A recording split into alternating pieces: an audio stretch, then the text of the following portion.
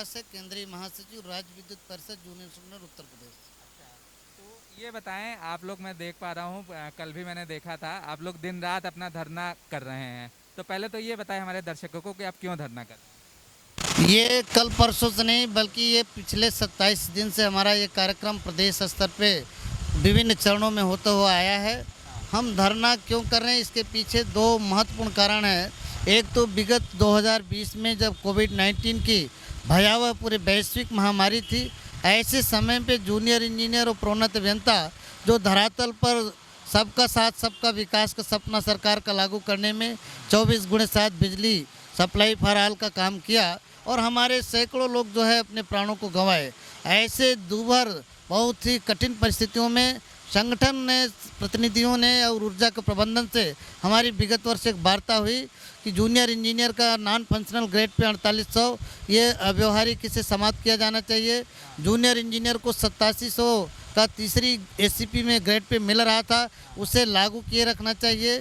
Junior engineer के तमाम अन्य जो कार्य क्षेत्र में व्यवहारिक कठिनाइयां जनता के हितों को ध्यान में रख के, चाहे मैन मनी मटेरियल का है, बिजली थाने खोले जाने का मामला हो या बिजली उत्पादन गृहों में व्यवस्था के दृष्टिगत देखा जाए तो बड़े खराब कोयले या समय से कोयला नहीं मिल रहा है, जिसके कारण उत्पादन गृहों की क्षमता भी प्रभावित हो रही। इन संसाधनों को समय से उपलब्ध कराया जाए और बहुत लिपिबद्ध तरीके से हमारी सैद्धांतिक सहमतियां बनी। अच्छा, मैं जो आपकी बात समझ पाया, जितना मैं समझ पाया, आपकी पहली मांग ये है कि कुछ वेतन विसंगति है। पहली मांग वेतन की विसंगति है। क्या है, थोड़ा सा बताएं। जूनियर इंजीनियर को पहले 3 पदों का वेतनमान मिला करता था। जूनियर इंजीनियर से 3 पद अगर देखा जाए तो आगे पहला प्रमोशन का पद जो है एई का है, दूसरा एक्शियन का है, तीसरा एसी का है। 3 प्रोन्नत पद के वेतनमान के तहत जो ग्रेड पे की व्यवस्था है वो 8900 2010 तक मिल गई थी, लेकिन एसीपी की लगने के बाद 8700 पे आया। एसीपी क्या होता है? एसीपी जो है एक तरह से एश्योर्ड जो है करियर प्रमोशन की एक पॉलिसी है जो भारत सरकार की योजना है। पहले समयबद्ध वेतनमान हुआ करता था, टाइम बाउंड स्केल, जो एक साथ एक ही संवर्ग में एक कई लोग आते हैं। आपने देखा होगा कि ऊपर के पदों पे जाते जाते ब्लॉकेज हो जाता है, एक साथ सारे लोग ऊपर नहीं जा पाते, क्योंकि उनकी सामाजिक दायित्व आर्थिक दायित्व उतना ही उसी रेशियो में बढ़ता है। ये सरकारी व्यवस्थाओं में है कि कम से कम प्रमोशन नहीं पाएगा तो उस पद के बराबर, चूँकि उसकी दायित्व तो बढ़ जाती है सामाजिक, तो सैलरी हो जाए, इसलिए ये टाइम बाउंड प्रमोशन था। टाइम बाउंड जो स्केल था वो ख़त्म हुआ छठे एसीपी। ये कब से खत्म हुआ? ये 2006 से, हालांकि 2017 2010 में हमारे यहाँ आया, लेकिन 2006 से वो ऑलरेडी समाप्त हुआ। 2006 में एसीपी की व्यवस्था आई और एसीपी में भी जो एसीपी विद्यमान व्यवस्था है, क्योंकि जूनियर इंजीनियर से जो 3rd टाइम स्केल पा चुके थे या जिनका लगा तो 8700 ले रहे थे, अभी भी ले रहे थे, लेकिन 2019 के बाद इन्होंने ख़त्म तो नहीं किया, लेकिन उसे रोकने का काम किया।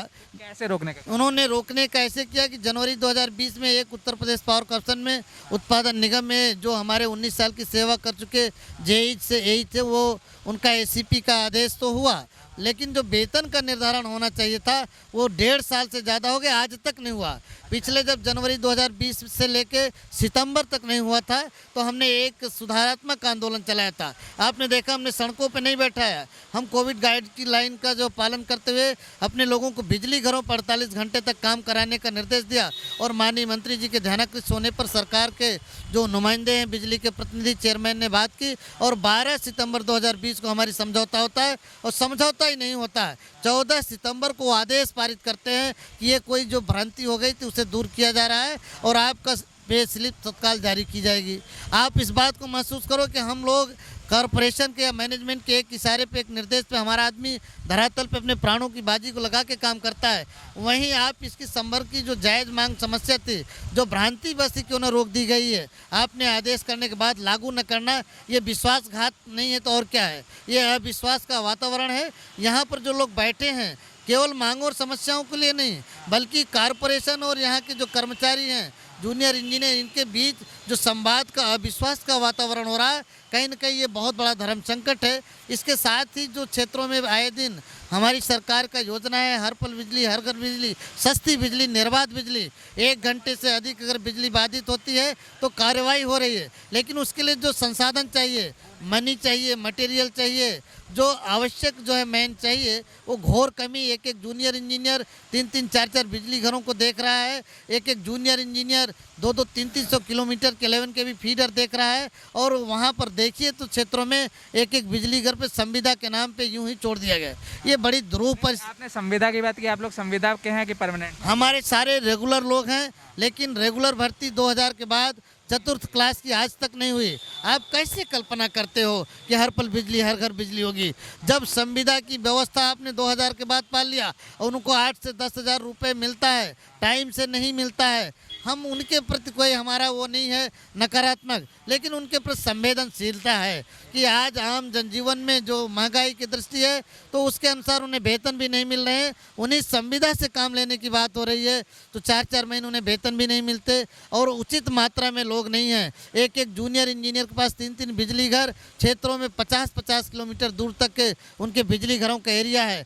प्रोन्नत सहायक अभियंता जो हमारे हैं उनसे तो आप चाहते हैं कि बेहतर जो संवाद हो और कार्यालय के काम अच्छे हो, लेकिन उन्हें प्रॉपर न तो अधिकार दिए गए हैं न कोई वित्तीय अधिकार दिए गए हैं। इन तमाम दुरूह परिस्थितियों के साथ कॉरपोरेशन अब डिजिटलाइजेशन पे आ रहा है। माननीय प्रधानमंत्री जी कह रहे हैं डिजिटल का युग है। इन्होंने यहाँ ईआरपी से लेकर तमाम पोर्टल, सैकड़ों पोर्टल बनाया। उन पोर्टल में जो व्यवहारिक कठिनाइयाँ आ रही हैं उसमें तमाम प्रकार की खामियां हैं। एक एक पोर्टल पे 100-100 करोड़ लग रहे हैं। ईआरपी पे 300 करोड़ का खर्चा किया गया। उसमें व्यवहारिक खामियां हमने बताया कि ये चीज़ें जो है इसमें सुधार कर दिया जाए। तो इसका जो उद्देश्य है कि सरलतापूर्वक सर्विस हो, ट्रांसपेरेंसी के साथ सर्विस हो, उसको सुधार करने की दिशा में हमारे सुझाव को मानते तो हैं कि आपका सुझाव सही है, लेकिन लागू करने में क्या दिक्कत आ रही है ये हमारे समझ से परे है। ये कॉरपोरेशन प्रबंधन कहीं न कहीं दोहरी बात करता है।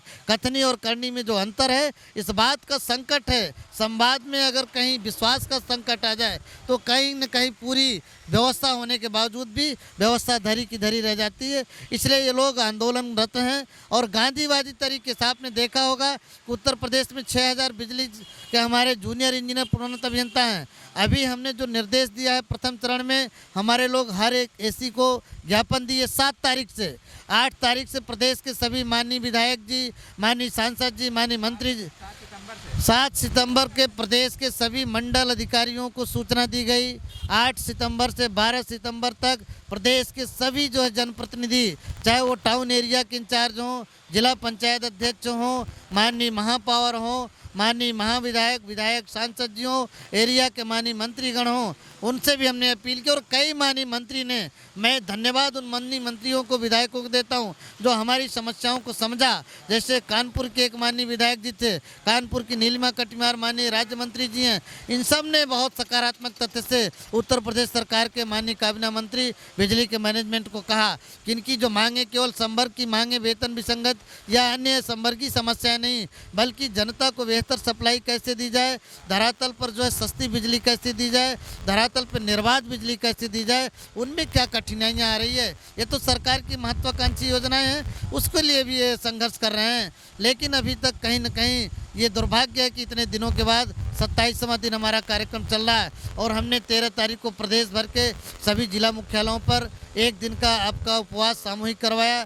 उसके बाद भी लोगों ने नहीं सुना तो 21 और 22 सितंबर को क्रमिक अनशन हमारे पूरे प्रदेश के कमिश्नरी मुख्यालयों पे और जहां बिजली उत्पादन गृहों पे कराए। और इसके बीच हमारी एक छोटी संवाद 25 तारीख को माननीय चेयरमैन साहब से हुई, लेकिन कहीं न कहीं ये दुर्भाग्य है कि हम जिस उद्देश्य से कह रहे थे कि सरकार का जो स्लोगन है संवाद से समाधान, उसी में हम भी आस्था करते हैं, लेकिन कहीं न कहीं उत्तर प्रदेश की ऊर्जा मैनेजमेंट, उत्तर प्रदेश के जो बिजली के मुखिया है उनका इसमें विश्वास नहीं है। इस कारण लोगों को अभी भी मैंने जनता की सेवा संकट में न आए, केवल और केवल प्रदेश के विभिन्न जोनों से मिला के 51 लोगों को यहाँ अनशन पर और लगभग उतने ही लोग उनके समर्थन में, और जो लखनऊ जिला के अधिकतम लोग उनके सहयोग समर्थन में हैं। हमारे प्रदेश के 5000 कार्यकर्ता यहाँ उतरने के लिए लालायित हैं, लगातार नेतृत्व पे दबाव है, लेकिन हमने जनकता का और वो बहुत ही सरकार की भी जो तमाम महत्वाकांक्षी आकांक्षाएँ हैं,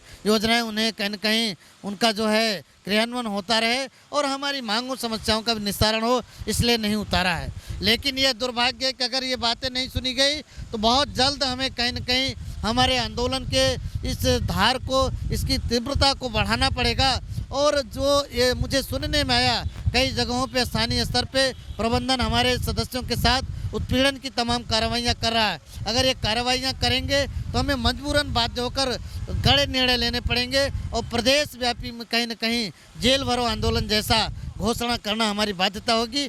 मीडिया के माध्यम से, आप सबके माध्यम से माननीय मुख्यमंत्री जी, माननीय यशस्वी मंत्री जी, माननीय चेयरमैन और ऊर्जा के सभी जो है हमारे प्रबंधन से निवेदन और अपील है, जनता के व्यापक हित में देखते हुए, बिजली को उपभोक्ताओं के व्यापक हित में देखते हुए और सड़कों पे जो संवर्ग काम करता है, जूनियर इंजीनियर, इनके बारे में इतना ही कहावत है, 60 नेम इनका जेई है।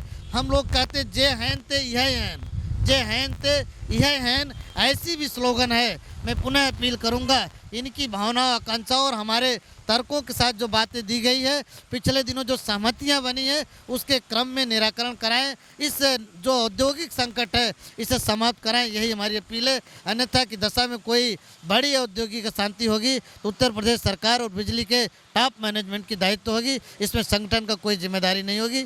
जय हिंद, जय भारत, जय संगठन। Thank you.